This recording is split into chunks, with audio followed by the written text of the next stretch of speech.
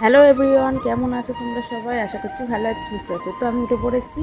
আর দেখো বাইরের দৃশ্যটা ভালো মতো এখনও আকাশ পরিষ্কারও হয়নি, মোটামুটি এখন এই 5টা 10-15 হবে। আর এদিকে আমি আমার তরকারি বসিয়ে দিয়েছি, আর এদিকে ভাতও হয়ে গেছে। আর কটা বাসন ছিল সেগুলো আমি গুছিয়ে নিচ্ছি। কী বলো তো, রাত্রিবেলা এত গরম লাগছিলো যে বাসনগুলো গোছাতে আর মন চাইছিল না। তো এখন গুছিয়ে নিলাম, আর এদিকে আমার তরকারিটাও হয়ে গেছে। তো আজকে খুব নিরামিষ যেহেতু, সেই জন্য কুমড়োর তরকারি আর মুগের ডাল। এদিকে দেখো পিস পিস করে আলু কেটে নিয়েছি, গোল গোল করে আলু ভাজা করবো। এই আলু ভাজা না আমার মেয়ে খেতে খুব ভালোবাসে, সেই জন্য এই আলু ভাজাটা করছি। আর নিরামিষের দিনে পাঁপড় যেহেতু ছিল না, সেই জন্য এই আলুটা নুন হলুদ দিয়ে মাখিয়ে রেখে দেবো কিছু। আর ডালের সঙ্গে কিন্তু এরকম আলু ভাজা খেতে সবারই ভালো লাগে, মোটামুটি আমার তো দারুণ লাগে। তো যাই হোক, নুন হলুদ মাখানো হয়ে দিয়ে দিয়েছি, আর এবার মাখিয়ে নেব।